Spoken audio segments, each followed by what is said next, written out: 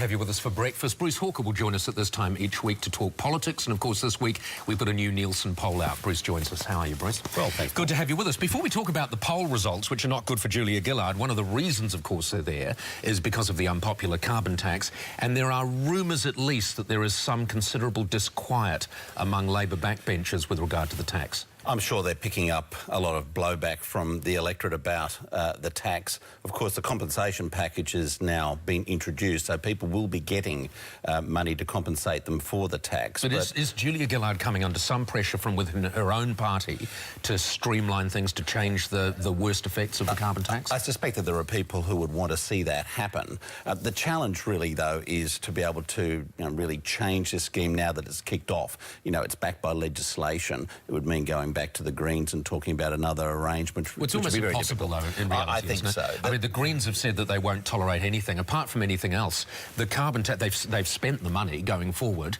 that it would generate. They've given compensation, and it's pretty much woven through the fabric of legislation. It is. That's the problem for the government. And, you know, they went down the course of a carbon tax or a price on carbon rather than an emissions trading scheme. So now they're just going to have to really push it very hard with the electorate. You're seeing the ads out there. The big question will be whether people, wake up and say, well, actually, it hasn't made any difference to my life, and I'm not so concerned anymore, or whether they're going to say, look, I'm very worried because business keeps saying it's going to be a problem. I think that's where a lot of the anxiety in the electorate is going to be, because public will be influenced by business sentiment on the issue. As this tax rolls out, does it not seem more and more extraordinary that they didn't go for an emissions trading scheme? Well, you've got to look at the history of it. It was something which was also very controversial at the time it was introduced by Kevin Rudd, and unfortunately the Greens would not come to the party with the government.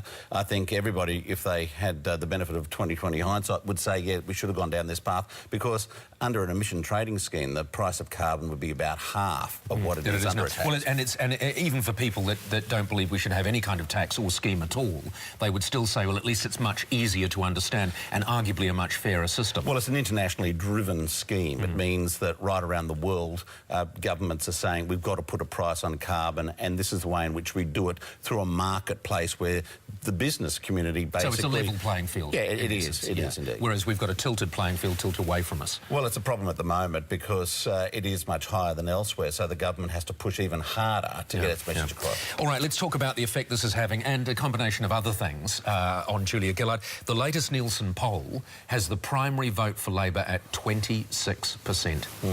The government's in more trouble than the early settlers. This is a really tough time for the government, and no one should be in any doubt that I think attitudes will really start to harden even further if the government can't get onto the front foot. If we just look at the graphic there, the Greens will be very pleased. This is the highest they've been under their new leader. It's remarkable, isn't it? Because there was a view that with Bob Brown departing, the Greens might take a dip and that vote would flow back to Labor. That hasn't happened as yet, so it's been a bit of a honeymoon. So we'll wait and see how that pans out for the government as well. But, this is a tough time for them. I think Tony Abbott, however, is something of a potential godsend for the government.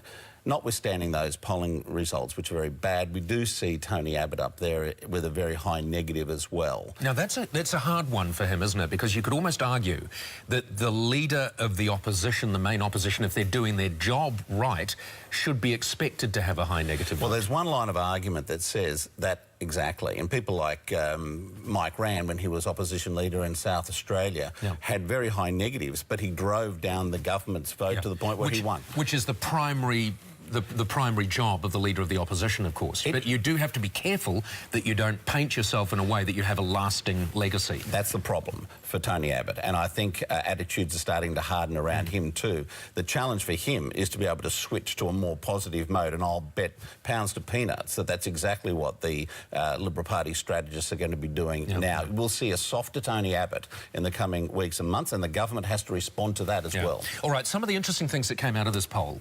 The question, do you believe that the coalition went too hard on Craig Thomson? 31% yes, 37% said no, 16% you just said you didn't go hard enough. Yeah, look, You never win that one. Yeah. I think if you're the person who's under challenge, there'll be anxiety in the government and in the parliament generally about one of their colleagues coming under that sort of pressure. We saw that sentiment coming out in a bipartisan way, but really the public doesn't buy it as a general proposition. They are very hard on people who they think have done the wrong thing. Yeah, yeah. And I think, quite frankly, the coalition's attacks on Craig Thomson were endorsed later last week, when all of a sudden Thomson was involved with the Labor Party in that fiasco in the House that led to the coalition sort of, trying to avoid his vote. Well, yes, although it looked a bit silly for Tony Abbott. Oh, look, naff on well. naff on all sides of the House, really, I thought the whole thing looked very... it just pointed, I guess, to the contrivances that you see in politics these days, and I think the opposition is probably much more guilty of that than the government. Also, going back to the polls, and the people who are most popular in the eyes of voters are not the main leaders. They're the ones who would be king. And obviously we're talking here about Kevin Rudd again, who has just become a grandfather. He has. Is it likely that that will change his attitudes? I mean, really, is it redundant talking about Kevin Rudd now? Well, yeah, he's a fellow I think is pretty happy in his own skin. As you say, he's just become a grandfather. I think he's focused on that. He's spending a lot of time in China. He's attending a big APEC conference up there, APEC business conference. I don't think he feels a great need, a great urgency like he once did to take over the leadership.